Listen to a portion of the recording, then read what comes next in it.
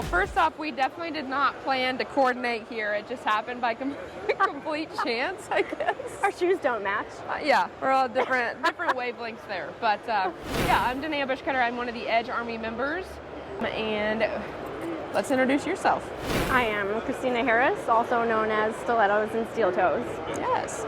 So first off, how long have you been in the industry? I have been in the industry for, it's been about 9.5 years. Okay. I came in very green, not knowing anything about the industry, and just kind of became obsessed with it after that. Yeah, it's kind of like once you get started in the industry, it's kind of hard not to, unless you have like a super terrible experience or, you know, something happens, then yeah, it's one of those things that you just kind of fall in love with, and then when you fall in love with it, people are like, why do you love the industry so much? I mean, being a female anyways, that's something that I get oftentimes, like, why do you love that? I don't know. You almost have to be a sucker for torture. Yeah, exactly. Yeah. And like being stressed out, and you know, it's not like, when it comes to the welding industry, it's a hard industry, especially being a female. You know, like, you don't necessarily have it easy. No.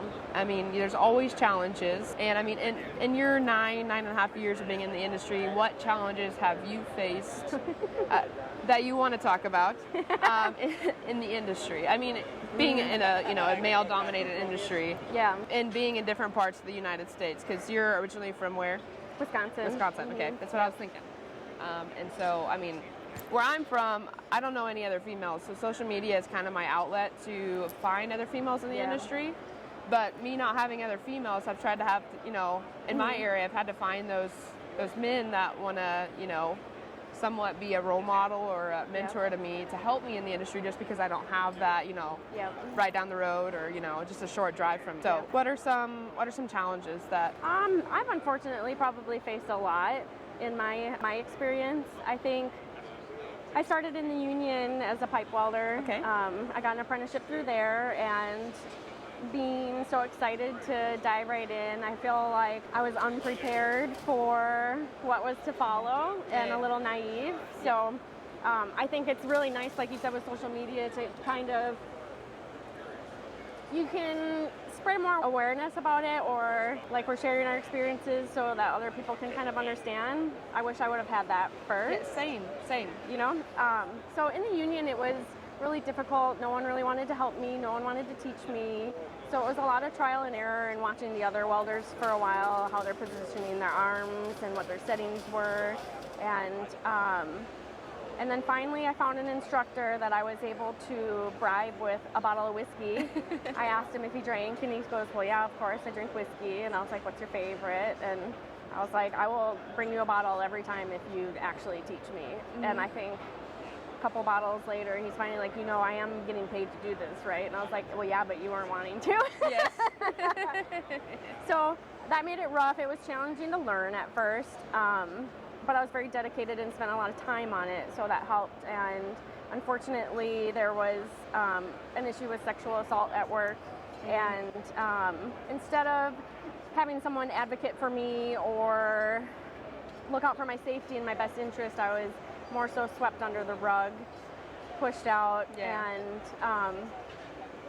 when I look back, it's not so bad, because it did push me into a different environment that was better for me, and I was able to get my hands on more materials to work with and learn different things rather than just round pipe all the time. So in a sense, I'm thankful that I got to experience other things after that. But it was very similar at a lot of different shops, the same experiences. And I think once I learned how to have my voice and stick up for myself and be more confident in the industry, it stopped happening.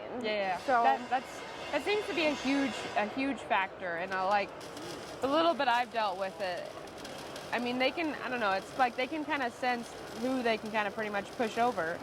And so, like, when I talk to younger ladies, I always say, like, try to be as strong as you can. And if you're not strong, I mean, unfortunately, it's not going to be the right industry for you, because it's a hard, old school industry. And you've got to really gain that respect and all of that with, I mean, all of your peers, period. It's just that old school industry that, not every person is going to give everyone a chance. Right. Unfortunately. Right. It's, yeah. And I think with newbies in general, there's almost like a hazing experience. Yeah, yes. You know, so it's not necessarily always hard for women to even begin. It can be challenging for men. Exactly. Like in Wisconsin, when I started, we weren't so diverse in the area. So when we became more diverse, even men and stuff like that, they were experiencing the same problems. Mm-hmm. But it's nice to see that it's getting better. Yeah. Slowly but surely. Yeah. Hopefully at some point in this, world, it will not happen. I mean, I know it won't totally go away. Yeah. But also, like right now, everyone's facing, getting enough employees to work for them. So Yeah. people are trying, finally realizing like, hey, there's problems within our company. There's a reason why, Yeah. we can't get anyone or can't keep anyone. And so Yeah. I think that also kind of helps to some extent Absolutely. of companies stepping back and really, looking at what's going on within their company, Yep. which I think helps. It does make a big difference. People are more productive when they're in a good environment. That's My past experiences, I, as a person, feel better, working for someone that actually cares for me to be there, is on my side, willing to help me Yeah. or lead me in the right direction. That makes a huge difference It in does. your physical, mental Yeah. health, all of that. Yeah. All of that. So what was your first process you did when you first started welding? MIG welding was MIG the welding? first process. Yep. Did And you like it? Well, yeah. So, my first experience ever welding was in my son's grandfather's garage. Okay. And a bunch of guys were welding on some exhaust. Mm-hmm. And I'm a pyro at heart, and I like to blow stuff up and do all the weird things. Doesn't every welder though? Yeah, to I some think extent, so. every welder's somewhat of a pyro because I think so. we love playing with fire. Yeah. And so I looked over and I'm like, what is this sorcery? Because I was that clueless. I had no idea what it even was then. Mm-hmm. And I asked if I could try. The guys chuckle, and I'm like, oh, well, now I really want to try. And it became more of a challenge, like, okay, well, challenge accepted, I'm in. Mm-hmm. And that's why I got into it then, was I just fell in love right away. And I found out you could go get paid, get an apprenticeship, and I just had a baby. So, literally just had a baby a couple weeks.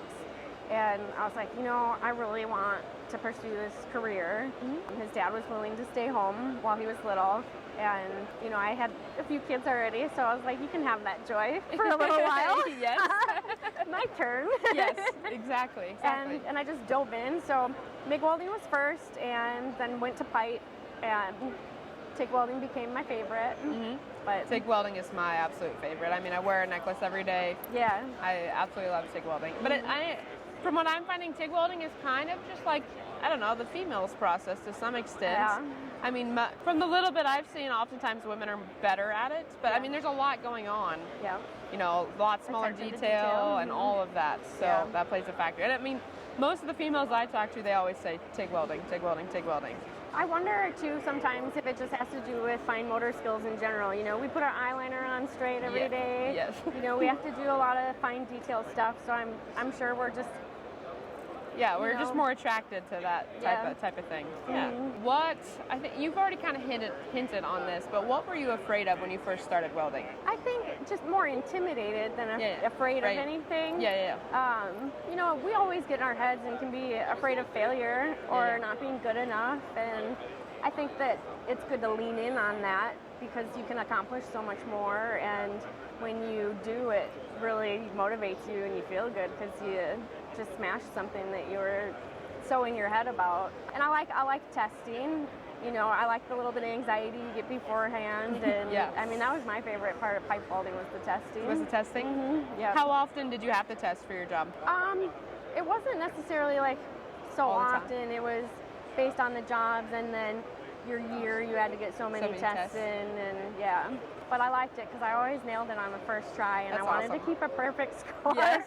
You wanted to keep that score, that tally of in competition with yourself. Yeah. Mm-hmm. Yep. Nice. So I see your beautiful roses online. That's something it hasn't been too long since I've been following you. I know I've been following you for a little while, but it hasn't been like my entire welding career. Yeah. But what made you get started in doing the roses? It's actually a sad story. Oh, and okay.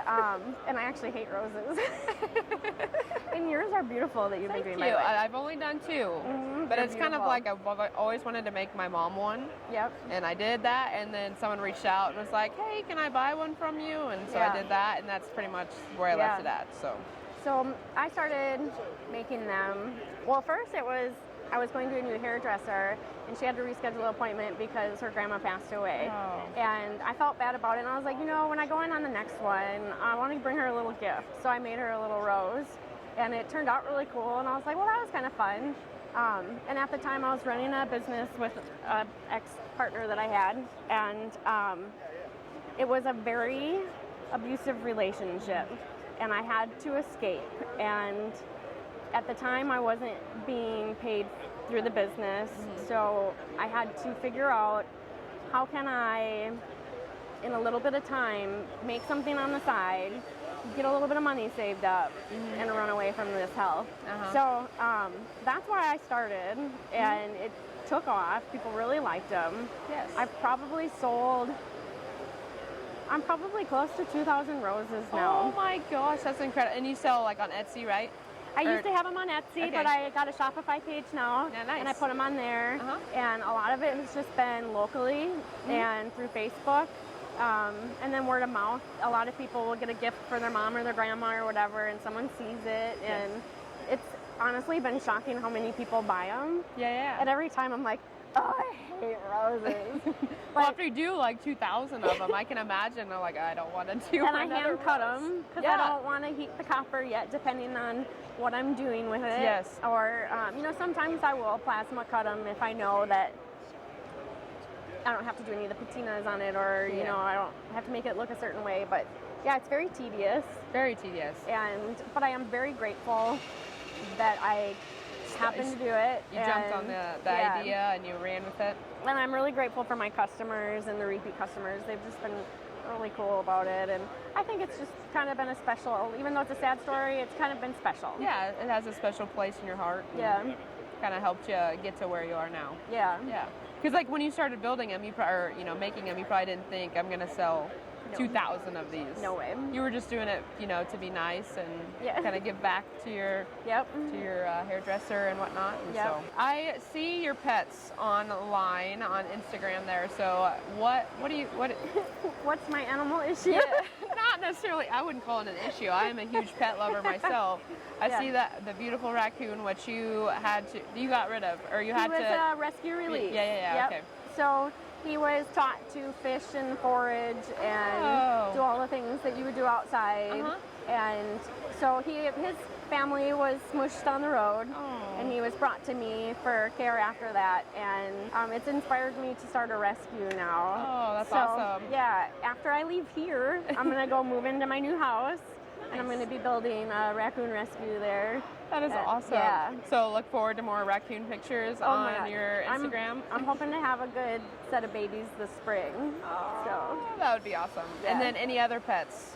I have 2 dogs, a cat, and a rabbit. Nice. And now I would anticipate that it would get a little more extreme now with this. I really want skunk. They're cute. Okay. Yes. And they remove the stinker. Yes. So, yeah, the stinker part's not so cute. Yeah. But in general, otherwise, they're pretty cute animals. What is your favorite welding helmet? Optional. That's what I was figuring. Yeah. It's the bougie helmet. It is the bougie helmet, for sure. But they're quality, and I was actually just over there talking to them because I haven't seen the Helix yet, and I wanted to see it in person. And the one thing that I appreciate is, I don't know if it's the shape of the helmet or if it's my head, but I don't get all that light that comes in the back. And I do have, kind of a smaller head, but my ego's huge. Isn't it all though? Every welder to some extent, ego is huge. You have to a little bit. So there's enough room for that in there, but also you don't get all that light in. And the lens is phenomenal. It's light. Yeah. I have arthritis in my neck. I've got a million problems. So I'm a head flicker. Yep. Do you head flick yours? Yeah, I shouldn't do that because over time for me doing that, when I first started out, I know I did it super hard for some reason. So, me just barely going like this, I didn't think it was going to go down. I can just loosen this. Yeah, and I now have issues with my neck where it's straightening out. Yep. And so now I have lower back issues on top of the other back Yeah. issues that I already have from a car accident. And Yep. so, yeah, one little tip of advice there, if you're watching this, do not, like, I always try to tell my students in class, like, don't, that's a bad habit to get into, just because Yeah. now I'm seeing the aftermath of it. Like, just put it down with your hand, you'll be fine. Yeah. But, So theirs are so light. yes. So at least if you do, it's not so traumatic. Yeah, it's not as much. But it's a hard habit to get out of. Very. And when you're hurrying and Oh, your yeah. hands are full, it's Yeah, convenient. Yes, I would agree. So at least it's really lightweight. So I do like theirs. I've tried a lot of different helmets over the years, and there's a lot of really great ones out there. And that one's just tended to be the favorite. Well, I have tried. I don't physically have my own op trail, but the little bit that I've done with them, they are pretty incredible helmets. Like with how clear they are. Yep. Which is awesome. Yep. That makes a huge difference. We'll need to go walk over there. Yes, especially with TIG welding. I mean, that makes a huge difference on the clarity. I mean, especially with how small your puddle is, you can't see. It's going to make a big difference. And I love using mine for plasma cutting too. And you've been happy with it? Yep. Nice. I don't burn my hair then. I feel protected. A lot of people will just wear shades. Yeah. But I still like having my face covered. But you still have that visibility that you're not missing that. So if you have to see your lines or, you know, whatever you're doing, you can still see really well. Good.